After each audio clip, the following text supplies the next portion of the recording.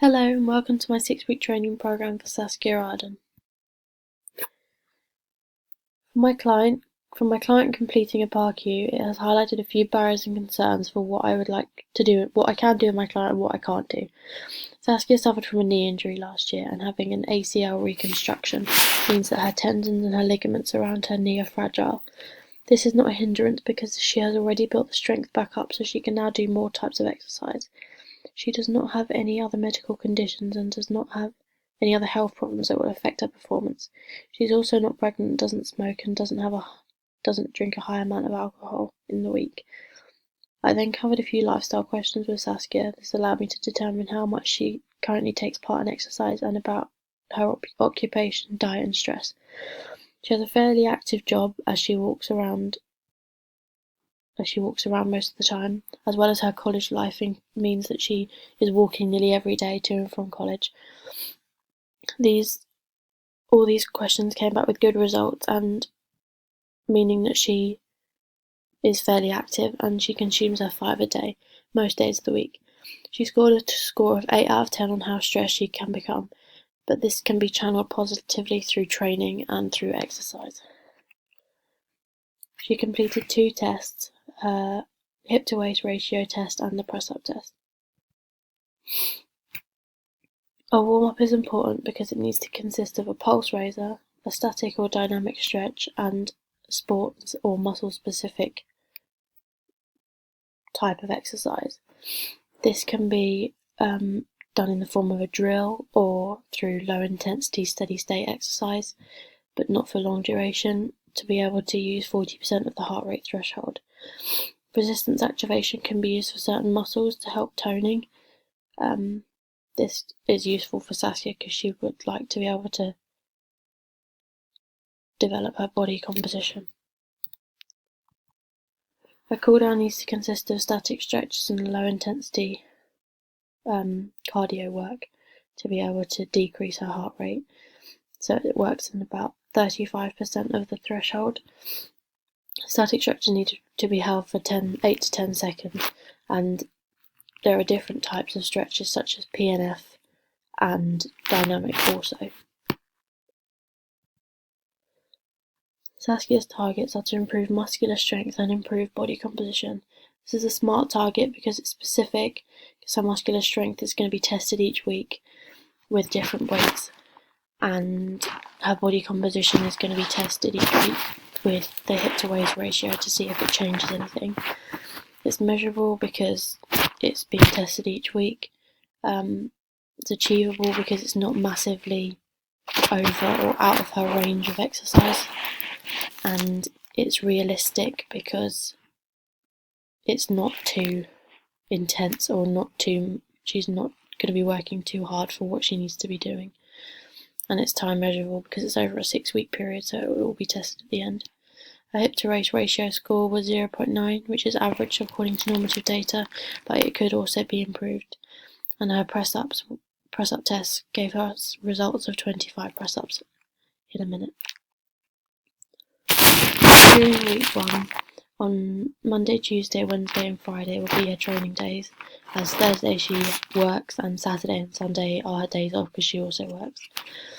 On Monday we will start in week 1 with low intensity steady state walking, just to get used to the muscles working, and the incline can be chosen by the client to whatever feels comfortable.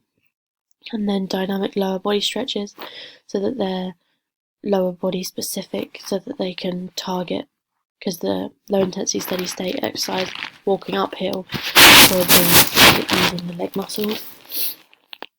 On the Tuesday, the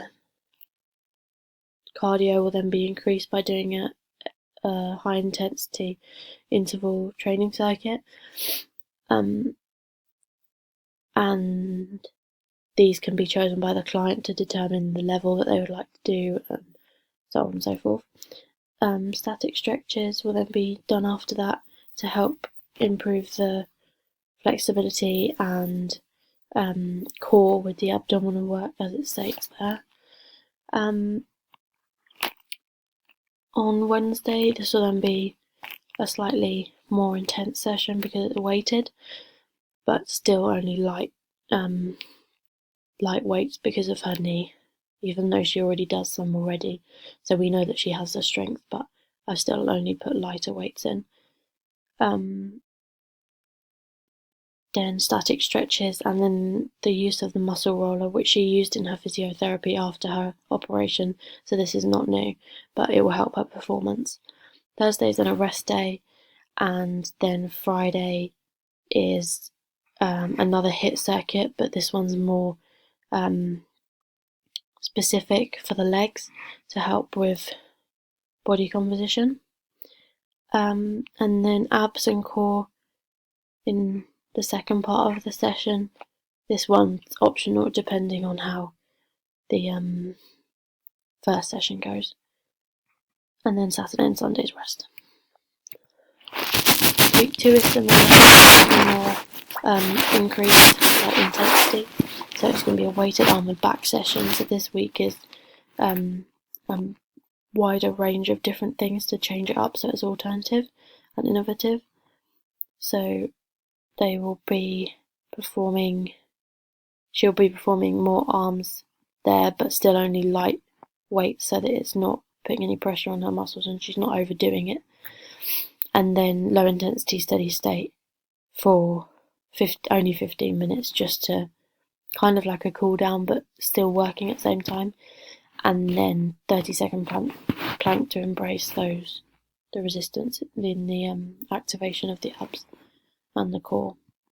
Tuesdays, I've dedicated it as a stretching day because after having a week of kind of intense weight sessions and then an arm session, just to have, it's kind of a rest day but still doing a slight amount of work, so it's dynamic and light weights and resistance stretching all the way across all the muscles, and then going slowly back into it on Wednesday, not intensely, just slowly on low intensity steady state, 20-minute walking uphill on an incline 8, which is good for the legs and the cardio, obviously, cardiovascular. And then the second part is just a HIIT ab circuit, which isn't too challenging for Saskia because she is used to this already. Thursday is a rest day, and then Friday is a leg HIIT intense session. So she's going to need the 2 rest days on the Saturday and the Sunday after, so that it won't hinge on her performance. All of these are non-weighted, but they are different to what has been used previously to change it up a bit. Resistance training is then in the second part of the session. This is optional as well, but I'm sure she'll be able to perform it. That's not too difficult, and it's time specific as well because there's no weights and each one is for 30 seconds using resistance bands. Week 3 is low intensity steady state, back into it slowly again on the week. After the 2 rest days, we don't want to go too heavy into it. And then in the last 5 minutes, can be slow, activating the glutes, using resistance bands to walk on the stair climber, or if there is no stair climber, alternative option is the running machine, treadmill, but on an incline with resistance bands. And then in the second part of the session, there's 100 squats. So that's 25 normal squats, 25 deep squats, 25 pole squats, and 25 jumping squats. And this technique for these is key for Saskia, especially with her knee. So they can't be weighted really, especially the jump squats. Then Tuesday in the first part is rest, so that could be the morning or the afternoon, whenever it suits Saskia.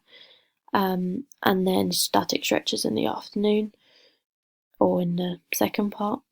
On the Wednesday, it's then HIIT training and abs. Thursday is a rest day. Friday is a whole day for stretching and kind of a rest day, but still, as before, resistance or a light weight to keep the muscles engaged. And then Saturday and Sunday's rest day. Week 4 is similar, dynamic lower body stretches starting off, and then switching the muscle groups to the weighted arm and back session, which is all described here with small, light weights that are manageable. On the Tuesdays, then a leg day, HIIT day. Still no weights involved due to her knee, but these can be changed if she cannot perform them. Then resistance training in the afternoon or second part of the session, just to activate the legs and to make the heart rate go up. And then Wednesday stretching day again, Thursday rest, Friday abs in the first part, which is not too difficult, and then just low intensity steady state in the afternoon, and then Saturday and Sunday rest. Week 5, similar, weighted leg session, and 1 dumbbell with 2 benches squatting down, which is, though a dumbbell can be light so that it's not too intense, and then static stretches and muscle roller like in a physio. Low intensity steady state on Tuesday, and static stretches. These are all then increasingly getting harder due to the end of the 6-week program, but not too intense. And the HIIT should be in about 60 to 70% of our heart rate zone. So maybe increasing the weights or increasing the speed or whatever she feels comfortable doing, then rest in the second part. And then Thursday is a rest day. And then Friday, low intensity steady state before high intensity abs session, which can be reduced in time. So if she feels like she's more comfortable, then she can reduce the time so that she can push herself more, so she can achieve something bigger than what she thought she would in that session. And then Saturday and Sunday rest days. Week 6, 100 squat day on the Monday. No weights again, but technique needs to be on top form, otherwise she will injure herself. She can increase the amount of squats if she wants to, but not too intensely. Her heart rate should increase with these, but not massively, and then rest in the second part. And then on the Tuesday, a weighted arm and back session again, but the slightly different circuit set, and adding resistance to this one to make the dynamic work more engaging of the muscles. And then this is a more intense ab session where it's 40-second plank, 40-second burpees, and 40-second pulse squats. There's like a different mix up to get all the different muscles working. And then the leg day HIIT intense session is similar to the other one, but can be changed again if tedium happens. Thursday's rest day, and then Friday resistance training and low intensity steady state. Resistance training is mainly just to help with the activation and help with if there is problems with weights, then it's just slightly increases it because it's just body weight. And low intensity steady state is the same, but on the stair climber, and this could be side steps or just walking normally. And then Saturday and Sunday is rest day. And that's the end of the 6-week training program, where it will then all be tested and her results will then be put in.